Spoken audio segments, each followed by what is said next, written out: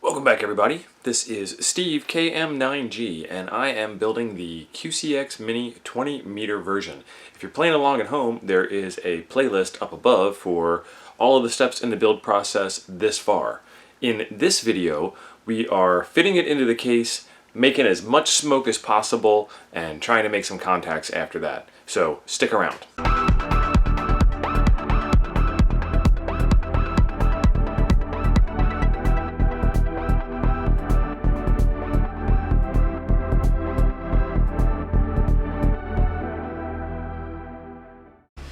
Okay, all the adjustments are done. Let's zoom back out and unplug everything, because now we can bolt it all together.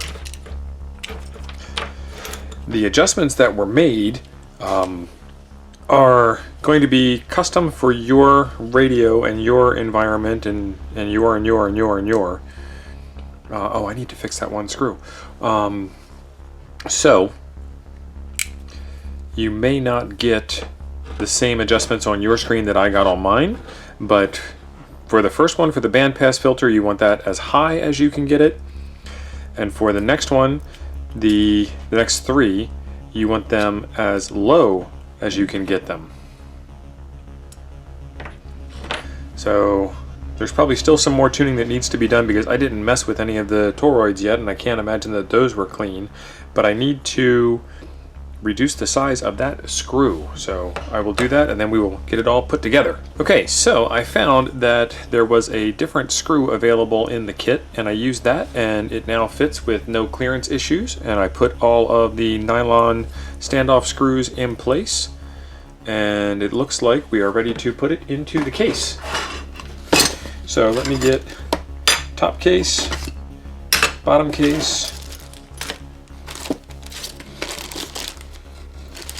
and I'm not sure which one of those two I need. We will figure that out. We will cross that bridge when we get there. Interesting.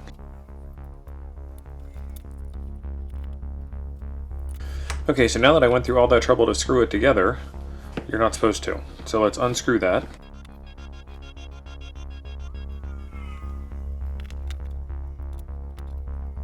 Okay, so first up is to peel off the cover from the display, if you want to.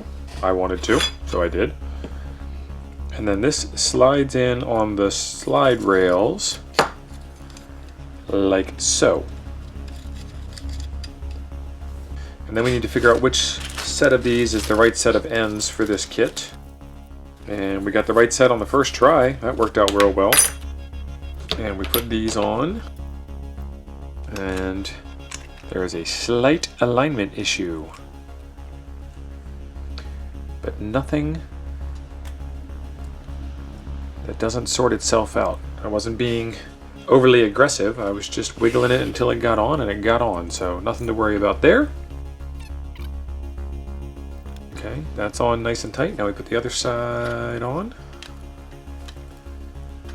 Power supply is off. Let's check the power connector, wherever it happens to have gone. Right there. All right, power connector still works, and the audio jacks stand proud, so that is good. Sit that one down while we install the board. I just scared there for a second, didn't I?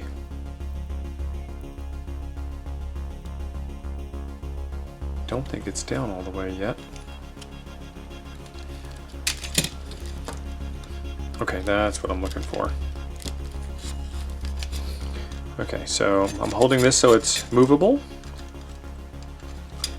and inserting the control board through the display board. Put that all the way down there, and the control board's not going all the way through the display board yet.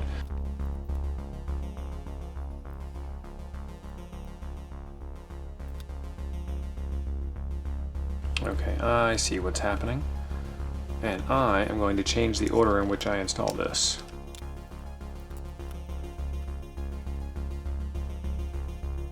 My control board does not want to pass through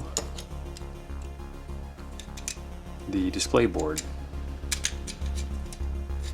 So I will fiddle with this a little bit more off camera, but basically it's just a fiddly job. So let me fiddle with it and come back. Let's put some screws in it, lest it sneak off and run away.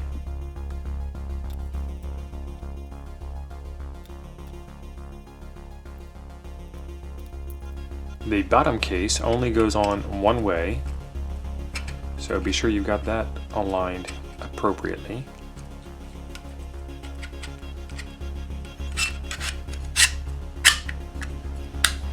I guess it probably didn't need to slide, you could have just snapped it in place. Okay, snapped in place it is.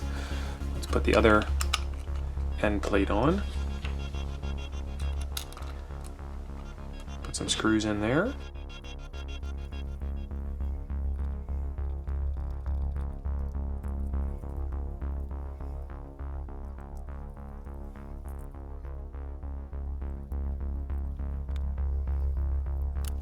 Alright, let's put some feet on it. Wonder how long those feet will stay. And one more finishing touch.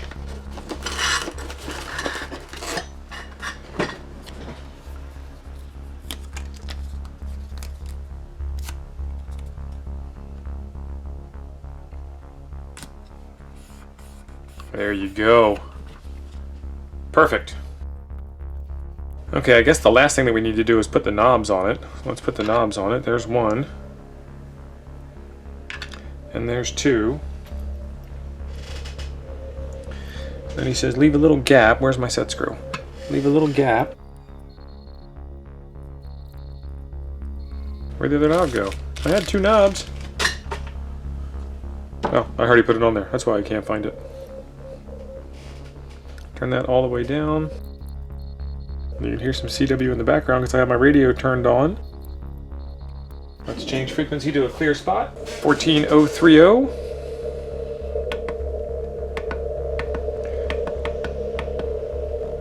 Okay, so if you push the tuner knob in, you move in faster increments. 14030. I've got my paddle here. I've got my radio turned up. I've got my antenna wire into my dummy load here. So it's not paddling. So let's go in and see what we can do about paddling. Speed 12. That ain't speed 12. We got a long press, that's right, preset. Messages, VFO, keyer mode straight. There we go, that's why. Iambic A. Let's try that.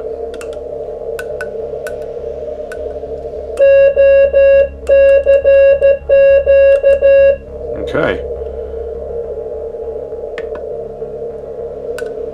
Speed 20, that's where I'm happy.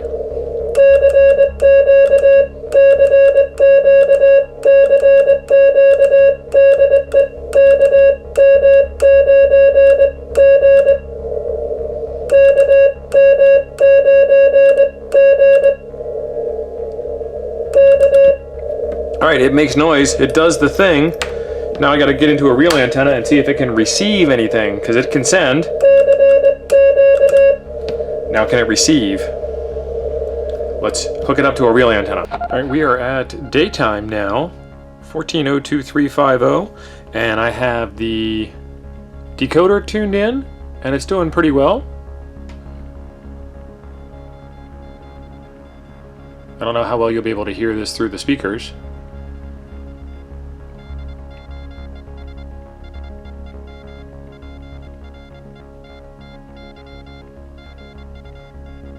And I'm still working on making my own QSO out. This is currently hooked up to my DX Commander through some RG174 and then through some RG213, so there's lots of line loss there. And we still have some power corrections to do to make sure we're at full power out, but this is a start. I'm liking it. Alright, so right now I'm playing with the reverse beacon network to see if my signal is getting out at all.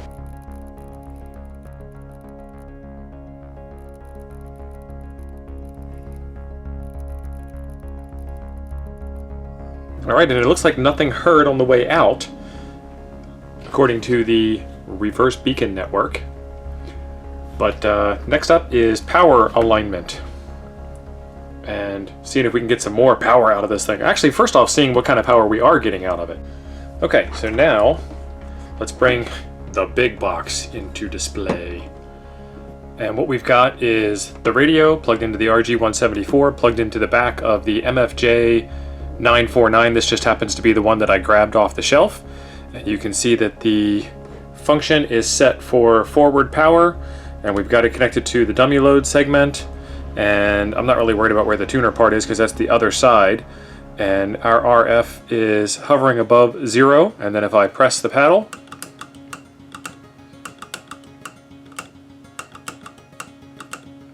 we're moving a little bit. All right, let's break this thing open and see what we can do about power alignment. Okay, so I have a variety of plastic tools on the bench, and I've got the radio dissected down to its component parts outside of the case. So when you are working inside of live powered electronics, it's probably a good idea to not use metal tools like a metal screwdriver. So I have a spudger and some other spudgers and an old guitar pick.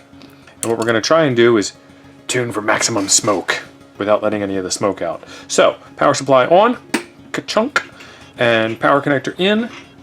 And as I understand it, you are supposed to remove the display board and the control board, and it remembers where it is. And you won't have any volume because the control board is gone, and you won't have any volume because, I think I just said that. You won't have any volume because the control board is gone, and you won't have any ability to control anything because the screen is gone and you can't see what you're doing. So the first thing I want to do is go into, long press the select button, go to keyer, and set it to straight key. And now I can get back out of there to some place where I know where it is, and I can test. My key is now in straight key mode, so that works fine.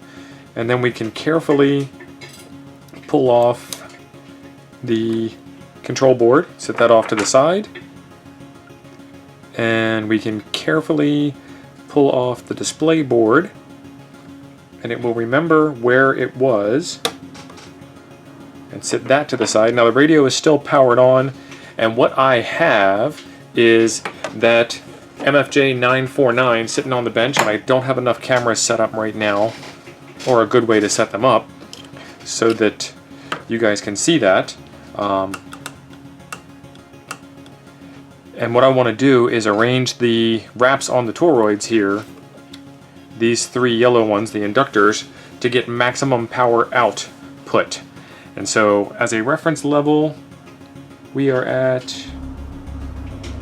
5-ish on the meter, and the meter's on a 30 scale.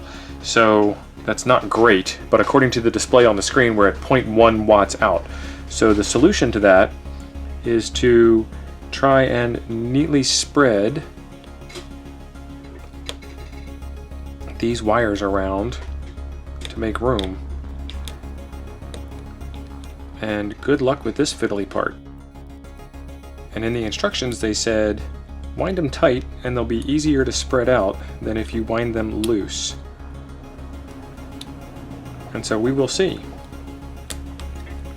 So I spread that one out a little bit, you can see. And now we're up to 10 on the scale. So we doubled our power output just by spreading that one out. Let's spread this one here out. And now we're at 11. Okay, we are up to 11. Let's see how much farther we can go. This wire is fragile, but what's the worst that can happen? You have to take it off and rewind it. You know how to do that. Oh, that's 12. 12. Okay, now for the last one. No change. That's okay. No change is okay. Yep, fingernails are better. No change. No change. We might be at maximum. I don't know. I read in the instructions that this display wouldn't change if you plugged it back in because it needs initialization. And that appears to be correct. So we will turn it off. Wait for it to power down. This thing holds a lot of power.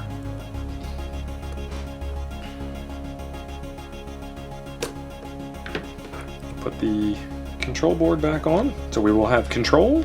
Put the display board back on, so we will have display. All right, control and display and power. All right, it still works. That's good to see. So before I was getting to, let me see if I can find a pointer tool. I was getting to right there on the display, and we hold the key down, and now I am up to there on the display. Let's see if we can do anything better to fix that view. I'm working in a cramped space here. Okay, there. So I've moved it. Oh, gravity. Okay. So before we were getting to the halfway point, and the camera angle's weird on that. That's not where it's pointing in my field of view. So let's try and point it on the camera. Okay, so we were getting to the halfway point there, and we hit the key, and now we're getting up to over 10. So we were there, and now we are there. That was really awkward for me too, so thanks for sticking with me on that. All right, that's where it's at, folks. Now that we got some power out, I'm actually getting spotted on ham alert.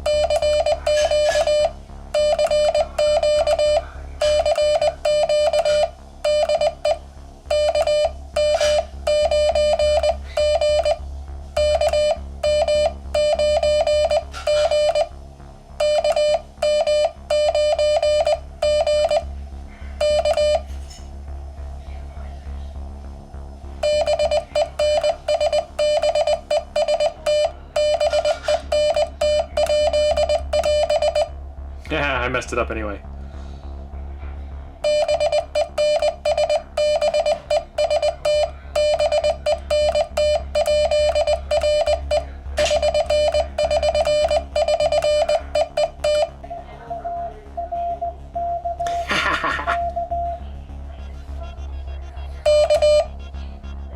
Now I don't remember 6.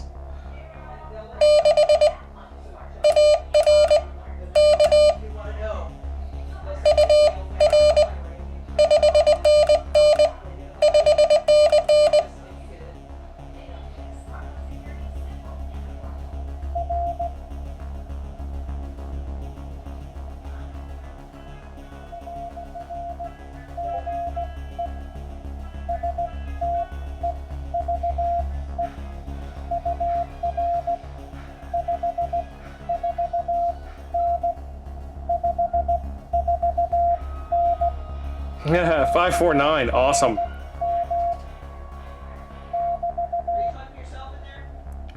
I just made a contact with K6ARK. Hey! Yeah, really? That's funny. K6ARK! I would use the same word we could make for everything.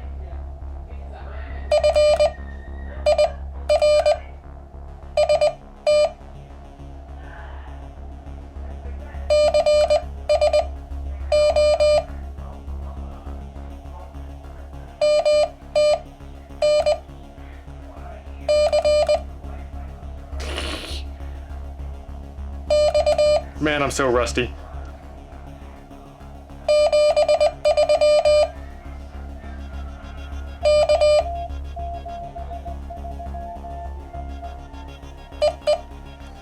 Well, I gotta do more CW. That was awesome though. Now I gotta go talk to Adam and apologize for how horrible that was. But thank you, Adam. All right, folks, the radio is all built, and what I have learned is that I need some practice on my CW. I need to do some more of that. So this radio is just in time for the summer season, for getting out and doing some POTA activations, and for messing around with Morse code. And I am going to have a lot of fun doing it. And as you saw in the video, we used an old MFJ meter to verify the power as we were making change. I am under no illusions whatsoever that that meter is laboratory grade scientific tested and evaluation equipment. Not worried about that. What I was using the meter for was to see where it was and where it moved to. And that's all that really mattered. The numbers don't even matter. And as you saw, if I tilted the meter a little bit in one direction or another, the needle moved on its own. So all you're looking for is that we started here, we made a bunch of changes, and it was good. So stick around, see what else we can come up with on this channel. There's a whole lot more stuff to build, so be sure to subscribe. And if you like this video, like it. If you didn't like it, dislike it. Leave a comment down below if you have any questions or any suggestions or anything at all, and we will see you in the next one. Thanks for being awesome.